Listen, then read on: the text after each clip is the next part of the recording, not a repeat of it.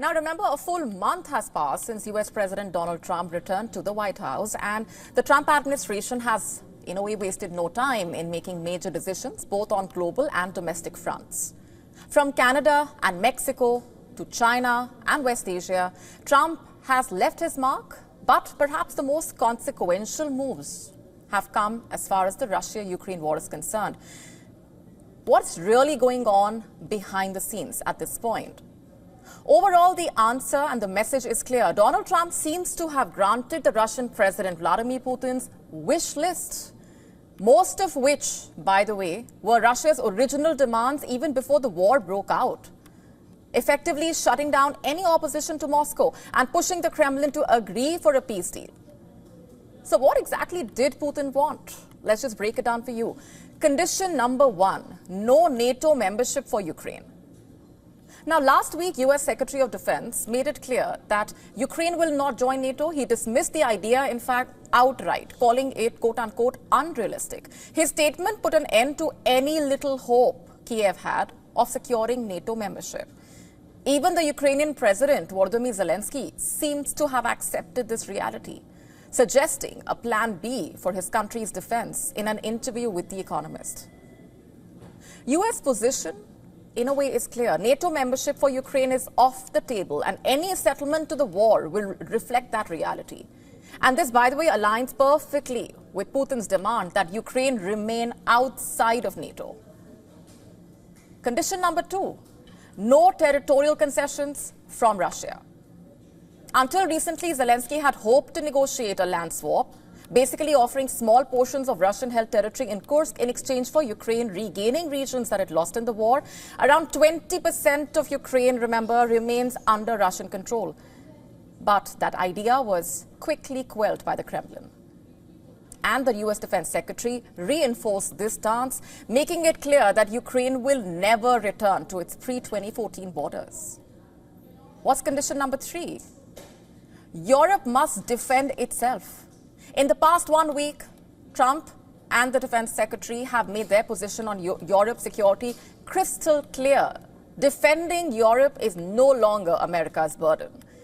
For nearly 8 decades, Western Europe has relied on the US military to maintain security.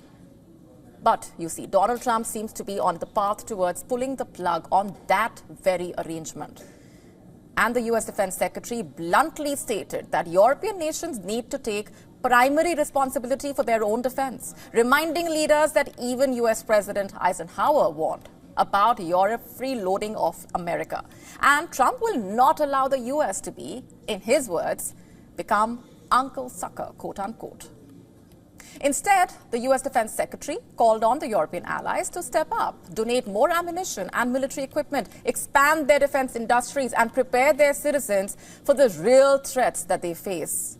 And America made it clear that it will no longer be Europe's security blanket. Importantly, the US has also stated that Europe will not participate in negotiations in the Russia-Ukraine deal. Condition number 4.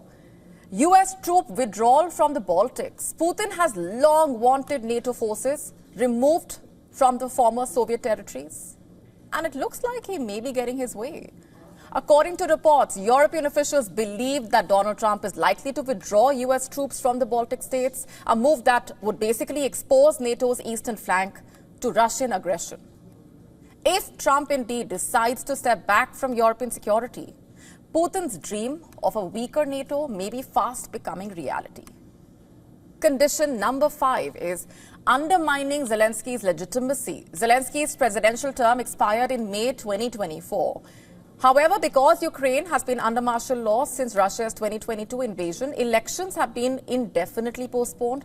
The Kremlin, in fact, has seized on this to argue that Zelensky is no longer the legitimate leader of Ukraine.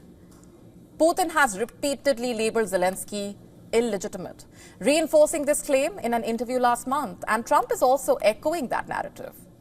In fact, Trump has now called Zelensky, quote-unquote, a dictator without elections, and warned that he must act quickly to secure a peace deal because, in Trump's words, he's not going to have a country left. Trump's policies seem to have given Putin everything he wanted. Ukraine outside of NATO, no territorial concessions from Russia, Europe left to fend for itself, US troops potentially retreating from the Baltics, and Zelensky's legitimacy questioned. Perhaps even Putin himself could not have scripted this any better. To stay up to speed with the latest news, download the WION app and subscribe to our YouTube channel.